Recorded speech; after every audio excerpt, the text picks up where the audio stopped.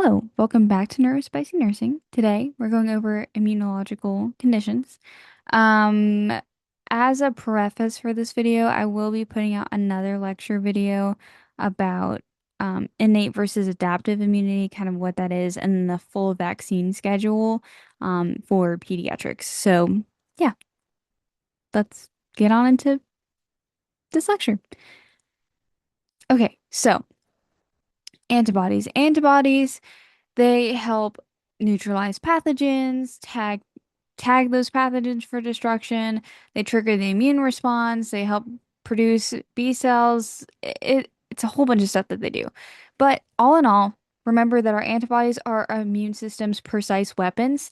When there is a pathogen that shows up in the body, antibodies are going to bind to it, they're going to neutralize it, and flag it for destruction, like I mentioned before. They are, again, produced by B cells. There's tons of different types like IgG, IgE, IgM. We'll talk a little bit about what those mean, and how they also relate to the innate versus adaptive immune system. And then when we also think about antibodies, think as well about vaccines. They work by stimulating antibody production, so the body already knows how to fight a pathogen before they encounter it. Antigens. They are more like the wanted posters of the immune world, our immune systems.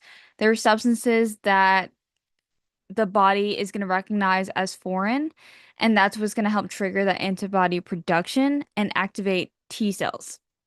Vaccines introduce safe antigens to give the immune system kind of like a practice round, without us obviously getting the disease or the illness.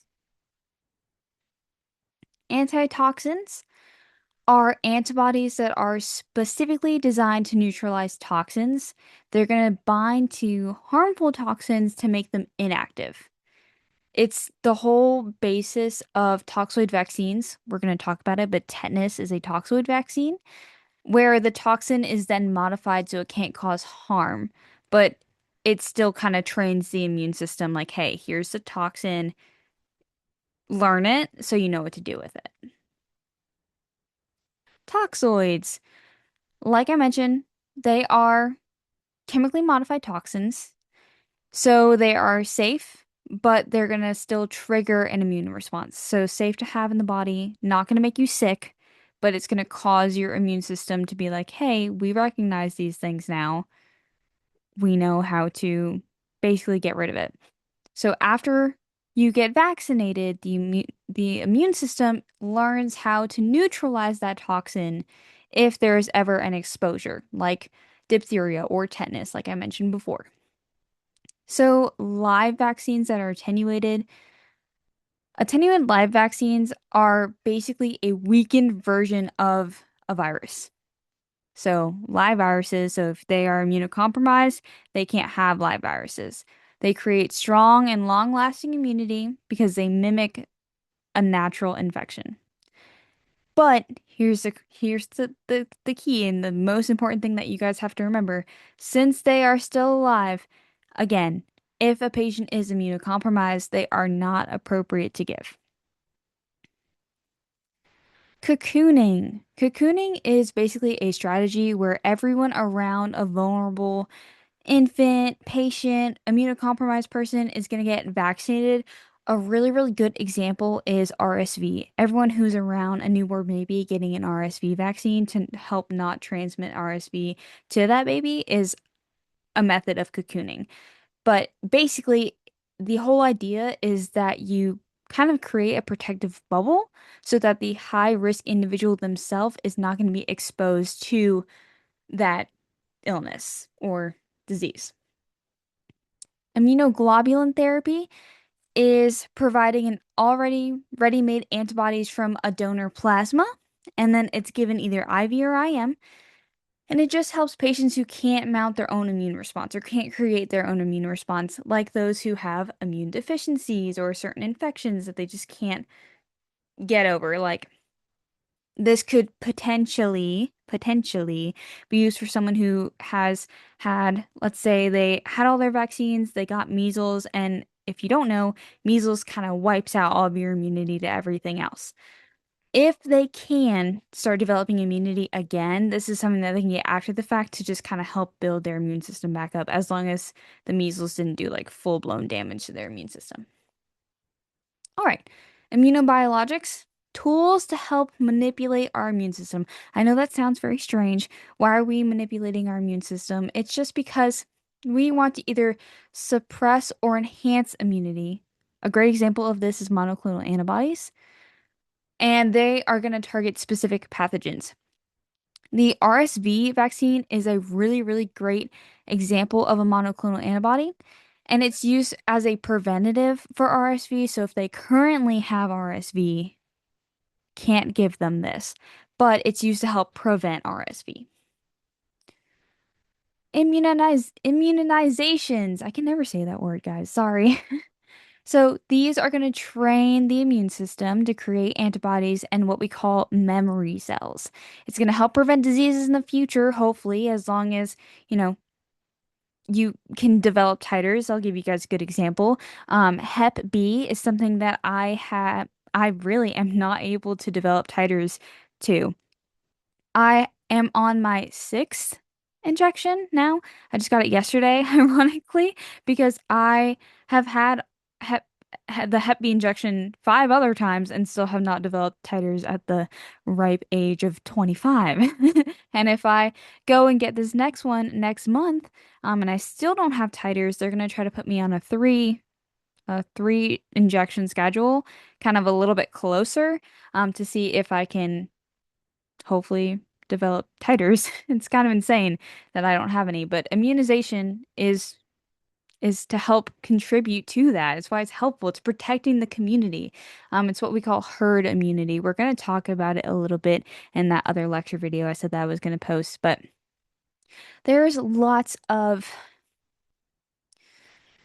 hesitation, misinformation, as well as just general access issues to immunizations. So getting to talk to your patients about their concerns and whatnot about immunizations is going to be really, really helpful.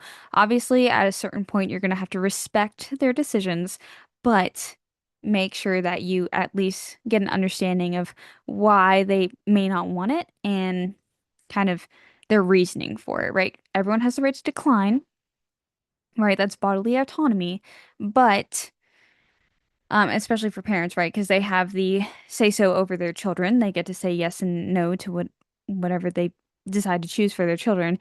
However, being respectful of those ideas, I know it's hard nowadays, but being respectful of those ideas is also still important, whether you agree with it or not.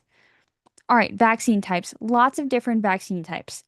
Combination vaccines are normally used to help reduce the number of injections by putting multiple vaccines together. Really, really great example of it is MMR, multiple different immunizations together. Also, we normally link MMR and varicella together. A lot of people now will also get the flu shot and the COVID at the same time. That's another example of like a combination vaccine. A conjugate vaccine is a vaccine that has now been linked to a protein, um, or a polysaccharide antigen, or link a protein to a polysaccharide agent. Hopefully, what I'm saying makes sense. You're linking two things together. And then you are, hopefully, by doing that, making the immune response even stronger.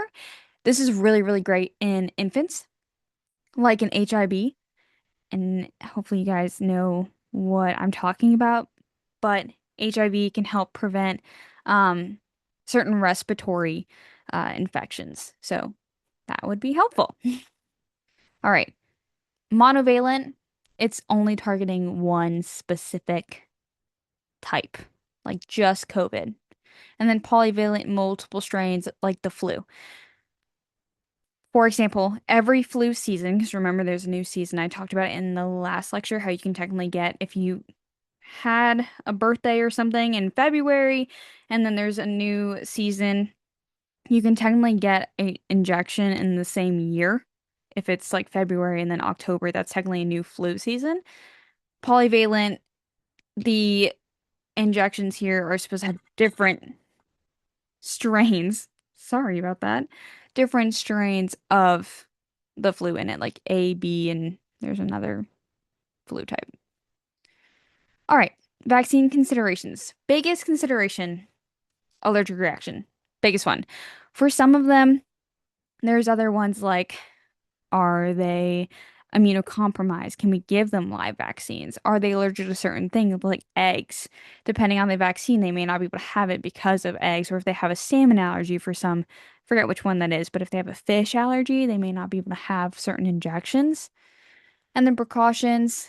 Precautions mean that you can vaccinate, but basically you got to do it carefully. For example, if someone has a history of epilepsy, you can give MMR, you just have to be very careful about giving MMR. Illnesses, some mild illnesses, it's okay, like a cold, if they have a common cold, not a reason to delay a vaccine. Can still give the vaccine. However, if they're severely ill, like a severe fever, whatnot, it's okay to delay that vaccine. All right, here are my resources, and that's all I have for you guys today. Um, Make sure you look out for those two lectures that I mentioned.